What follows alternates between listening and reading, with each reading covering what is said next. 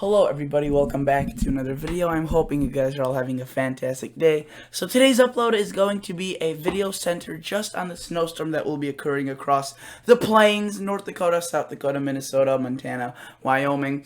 And this, I've made videos about this upcoming pattern change, the temperatures and the anomalies, but I haven't really made a video about the snowstorm and the snow amounts, and I'll focus on that in this video. But later on today in afternoon, since this is getting recorded as of the evening, 10/7/2019, but it'll get uploaded the 8th, so Tuesday. But I may record another video just about the pattern changes. So if you want me to record another video about the pattern change, please do so.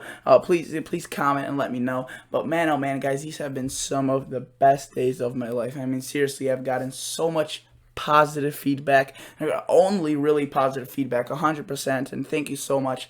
Really means a lot, and I love your guys' support. It's absolutely overwhelming, so thank you so much. It really means a lot. So consider subscribing, consider liking the video. I mean, we've been getting so many subscribers. We're at 13,000 subscribers. We are still climbing high, faster than ever before, and this channel is only exploding. So thank you so much for giving me this opportunity, and I can't give you back this favor that what you have given to me. It truly means a lot, and I am blessed. So thank you so much. Let's go look at the GFS model run. We'll be looking at some other forecast models as well. Basically, showing you what's to come with these model runs. And you can see that there's a northern piece to this system. It starts off in Canada. It's almost like a front from an old system up to the north. If we were to zoom out into the northern hemisphere view, you can see a system that has a cold front dragging it south, and this is out ahead of a pretty cold air mass. You can see the 540 line right there, and we have blue, which indicates snow, and this will kind of give birth to a low pressure off. This was earlier supposed to come off Colorado. Now it's still coming out of Colorado, but there may be several pieces to it, like I mentioned before, kind of like a northern component, and then kind of like a Pacific component. It comes off the Pacific Ocean. You can see kind of sneaks its way. It's summer. At this point, it's summer right here, and then it kind of erupts from the Rockies. So notice how there's a nice band of snow, light to moderate snow, really, across North Dakota and into Saskatchewan and Manitoba, extending it through southeastern Montana and into northern Wyoming. This produces some light snow, but this really intensifies. It doesn't bomb out like some spring storms would, but it's definitely an intense snowstorm. You can see that it moves pretty fast up from south to north. You can see it's by Kansas City, Missouri at around Friday, October 11th. But then towards the end of the day on Friday, it's already up by Minnesota. And just look at this system. I mean, it's gorgeous. It's beautiful. Look at this. The precip is extending all the way from the Mexican-U.S. border all the way to way up into the Hudson Bay, James Bay, which is where the polar bears live, just for reference. So that is neat. Kind of like because many people see this up here and they're like, that's not that far away from the U.S. Well, if you think polar bears would live far away, well, that's what you're looking at right there. And you can see that this system wraps itself around, brings in very cold air. Here it has a nice shape of snow, very heavy snow, possibly blizzard conditions across these locations as strong winds will be blowing in. But you can see how out ahead of this system there is actually some pretty heavy rain and some severe thunderstorms may be possible, especially towards the south, but mainly just some light to moderate to potentially heavy rain at times with very warm temperatures out ahead of it. But look how these cold winds just come screeching in, and possibly this one model shows snow showers, snowflakes reaching as far south as in northern Missouri. So that would be really interesting, to see if that actually holds true.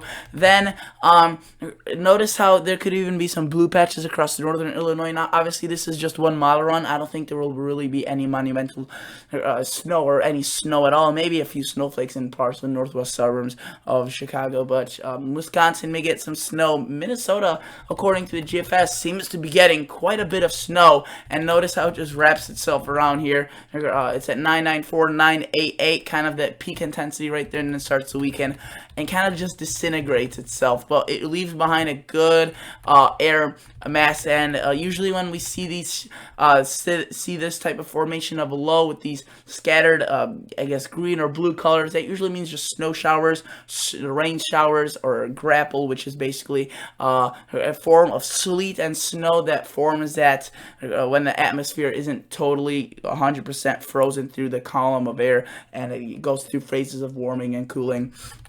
And you could see that leaves quite a bit of chilly air behind it, and kind of, I'll talk about the pattern in a different video, but let's look at the total snowfall. I mean, you can see that this model run, the GFS, shows just ridiculous amounts for the United States. I wanted to look at, let's look at the western U.S. That'll probably give us the best view. So notice some snow in Wisconsin, all the way to potentially northern Iowa. Maybe snow showers as far as, in southern Iowa, though obviously not accumulating. But look, South Dakota, according to this model run, shows a pretty good chunk of it getting up to a foot of snow. And then right here across Minnesota, just an absolute frenzy if this were to come true, 30 inches plus, which sometimes we do see with these spring and fall storms. In this case, a fall storm, you can see that just ridiculous amounts of snow with this system. And the mountain snow is not that heavy. It's heavy, but the system really organizes itself a little bit further out, and the mountainous areas get some snow, but not the brunt of it. So this is one model run. If you go to the 12 o'clock model run, you can see it's similar, a little bit less maybe, similar areas though. This is, now let's move on to the 6Z model run. It's very similar, relatively speaking, and then it starts getting a little bit iffy. But for the past couple of model runs, I mean, you can see it's consistently be showing across the North Dakota, South Dakota, and Minnesota borders, showing quite a bit of snow, and that has been pretty consistent, which is impressive for the GFS. Now the European, I do not have, I could pull up the weathermodels.com, which I probably will in just a bit, just to show these snowfall totals. But let's look at some other models, like the Canadian model. This is also a pretty good model when it comes to snowstorms. Notice how it has the snow a little bit further to the west, but still showing quite a good bit of snow for North Dakota, Minnesota, and South Dakota. This one has the snow into southern Wisconsin and central Iowa, and a little bit more generous for the Montana area. Let's see if I could pull up weather. I can't spell. Weather, oh God, I cannot spell. Okay, let's pull up weathermodels.com, and hopefully this will load, because I want to show you the European model, the snowfall totals, what it's showing. So if this doesn't load, okay, it did load. So let's go to the ECMWF. Basically, the European is also showing snowfall amounts that are similar, just a little bit further to the west, I would say. That's what the 00Z had last time I checked. But this one, let's see right now. Let's check at the 00Z. And let's see if this could load, and let's pick out total snowfall accumulations for this. Where can we find this? There we go, snowfall. And let's wait for this to load a little bit. Sorry about this inconvenience, folks, but that's how it is when you don't have a good computer, but that's all right. That's all fixable. Materialistic objects aren't too important, but look at that. Has that band of snow a little bit further to the west, a little bit more to the west than what the GFS had, but some very copious amounts. I mean, you can see parts of North Dakota and South Dakota getting in that 30 range, and usually the GFS likes to exaggerate things. That's what people say. I agree, but this time around you can't really be too awfully critical of the GFS, as it's pretty much in agreement with what the European is showing, which doesn't all happen all too often. So we got to give it some credit. Let's go to the area of Minnesota. Let's go to Midwest United States. That's probably going to be the best. So let's. You can see that the amounts. I mean, this is not even the brunt of it yet. Wait till this loads fully. Look at those amounts. I don't know if they don't show exactly, but we could estimate that dark color. That's probably around 35, 36, 37 inches of snow in the highest locations, which is just ridiculously insane. For this time of year, not unheard of. But it's a very powerful system. Also, look at that gradient of rain of snow. Basically, half an inch right there, maybe 50 miles in, and they're looking at 15 to 13 inches. And much of South Dakota could get absolutely clobbered by this, as well as North Dakota. So possibly the first named winter storm of the season. So as you can see, the European model is showing copious amounts as well with the GFS and really the Canadian. So at this point, it's just really the timing of the system and the exact placement of the heaviest snow. But at this time, it seems like the heavy snow will be occurring. You can see there's winter storm watches for a good area of Wyoming, South Dakota. I think that this will be the first winter storm of the year, and many others do as well. The Weather Channel will probably name it within a few days. Look at these snowfall amounts, expected snowfall. I mean, just generous amounts. You could see 5 to 13. They have really low confidence in this system, as this may change rapidly with that.